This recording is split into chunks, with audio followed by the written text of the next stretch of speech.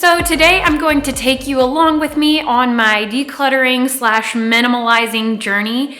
I have done this several times and my husband freaks out every time I do it, but it gives me so much mental clarity and I kind of want to explain that to you as well. First, I wanted to talk about the science behind minimalism. What does it say about why minimalism is great? So I got started by listening to a podcast called The Minimalists.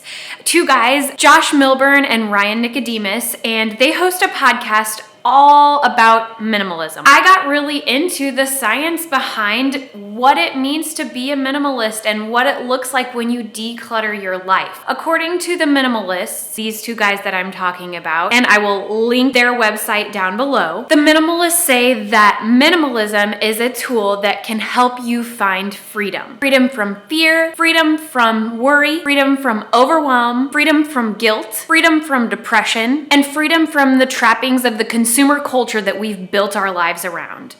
And for some, that may not be true, but for me, that was totally true. It definitely hit a nerve in me. It aligned with how I felt. I felt so caught up in the trappings of a consumer culture, and I was sick of it.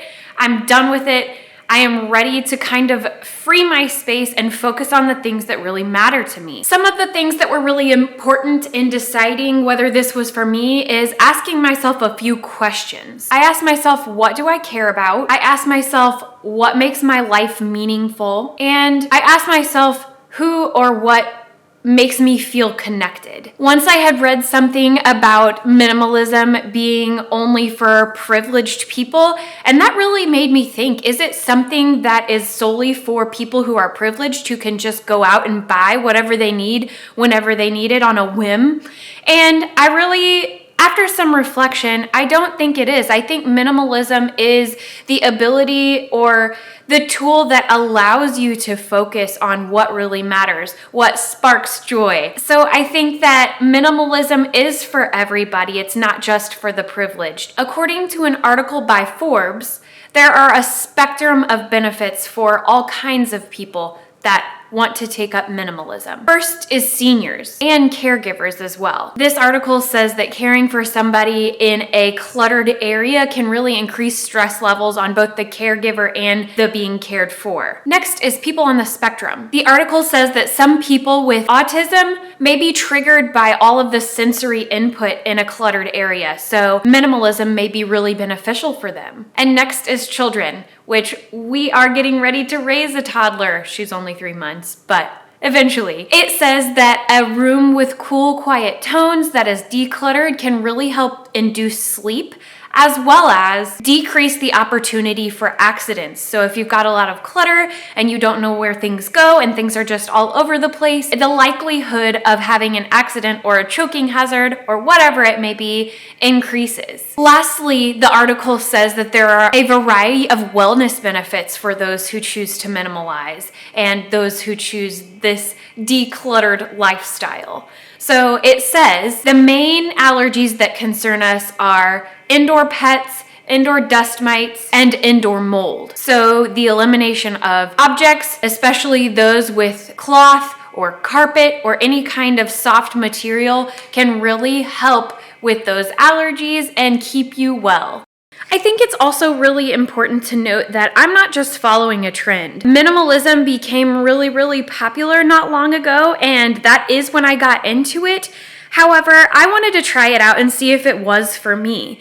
I really felt the need to kind of simplify my life. And so after trying this minimalism thing for a few years, I recognized that this is definitely something that has helped my mental health. So while I haven't ever been an extreme minimalist, I haven't only got 40 things in my house. I'm not super extreme on the minimalism. I think that decluttering has truly, truly helped me. When my house is clean, my house is decluttered, I only have a few items to choose from in the kitchen. I only have a few pieces of clothing to choose from. It really, really cuts down on decision making. It really cuts down on decision anxiety. Not only that, but a clear space is a clear head to me, and it has really worked for me. Now, for others, I understand if minimalism is not for you. I think it is definitely a huge lifestyle change, especially when we've grown up in a consumer culture. However, I have seen the benefits of minimalism, and you can give it a try just like we did and see what you think. So I have kind of piled up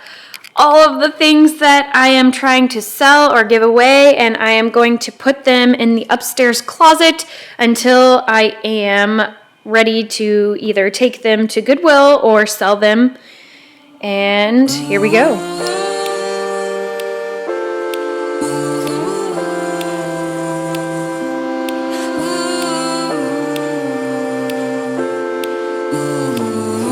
Now I'm getting ready to declutter all of the cleaning products under our sink. We are also in the process of trying to switch over all of our products, cleaning products, hair products, body product, all of it. We're in the process of switching over to more natural and eco-friendly products as best we can. So here we go.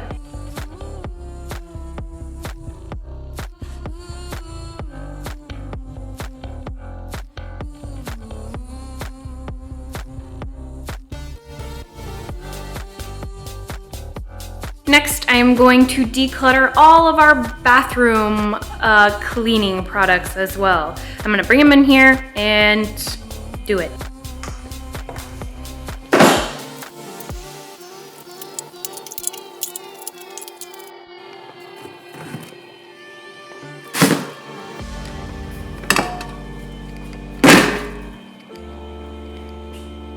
Most of the bathroom cleaning products that I have weren't terribly bad. So got some Mrs. Meyer's, some Method, Dapple, and then just regular alcohol and hydrogen peroxide. So really not terrible.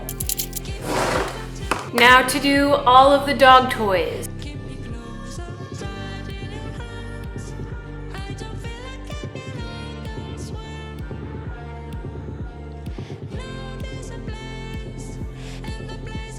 Okay, so let's talk about some of my fears with minimalism. Number one is my closet. I love my clothes so much, and I take pride in my clothing because I've always been such a savvy shopper. I always look for the best deals, and hardly any of my clothing is purchased at full price. I always go to thrift stores, I always go to Goodwill, I always go to secondhand shops to find all of my clothing. And it's almost like a game to me. It must be something psychological, and I'm so afraid to get rid of a bunch of my clothing, which I still do. I still go through my closet every single season and get rid of a whole bunch of clothing. But even then, it still gives me so much anxiety. So that's something that I'm still working on minimalize. Second is my bookshelf. And I've, again, done really, really well in the past couple of years of keeping it minimal. Especially this year, I got rid of probably 100 books. That's a ton.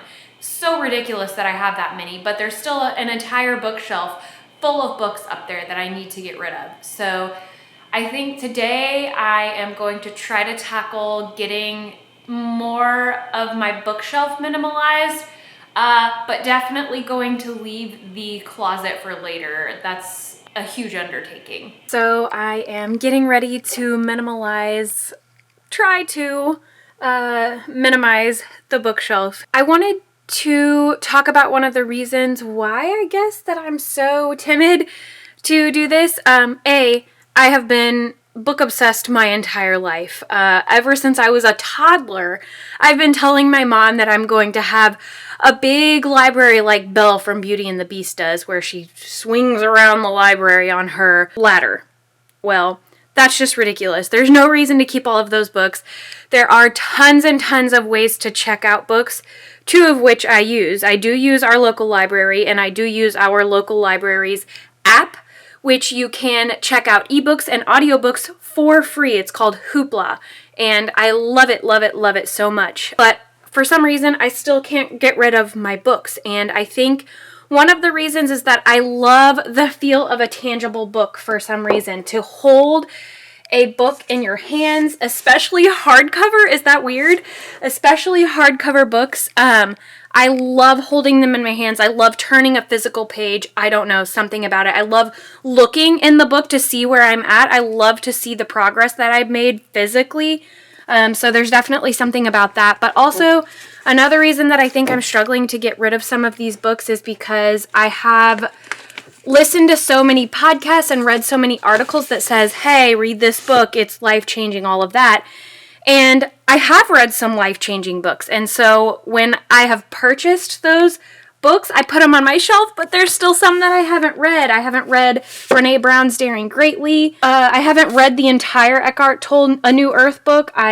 By the way, I loved Eckart Tolle's The Power of Now. Literally one of the most prominently life-changing book in my life thus far. I think that's some of the reason why I haven't. I'm going to attempt to do it right now.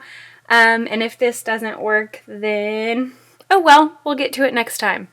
I did also want to note that one of my absolute favorite places to get books is thrift books. I get tons of books from thrift books, and if things haven't changed, you can get books for under $5. Most of the books that I get are probably $2 to $3, and shipping is free for orders over $10. That's incredible. You can't go to Barnes & Noble and get a book for $3, hardly ever.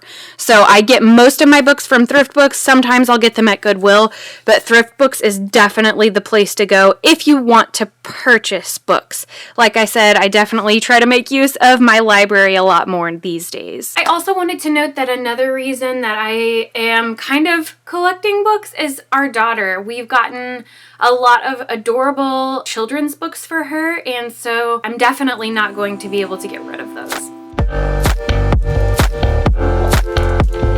Why?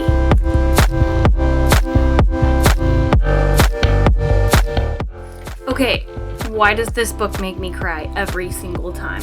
This makes me bawl my head off. Made some progress, not quite as good as I would like to, but I'm working on it, like I said, so let me show you. Okie doke. Here's what it looks like. This is a dramatic improvement from a couple of years ago. I'm not kidding. This was full to the brim. There were books under here, which there's nothing now. And there were books stacked on top of books in here. There were books above. It was nutty. And here's what I was able to get rid of today. So, progress.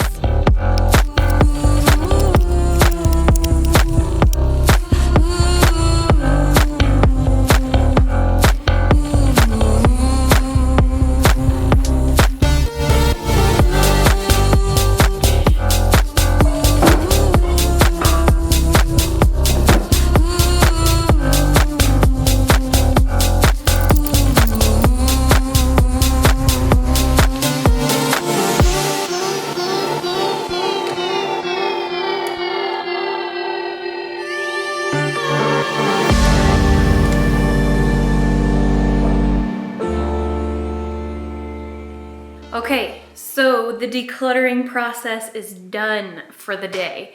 The next time that I declutter, I will hopefully get to decluttering and minimizing my closet. But for today, I got rid of over 300 items. And so that is a ton of items. 300 items is so many, and I feel so much better about all kinds of spaces. All of our cleaning supplies are cleaned up. All of my office supplies are cleaned up. Bookshelf is cleaned up. We got rid of a ton of kitchen items that were either duplicates or something that we could use something else for.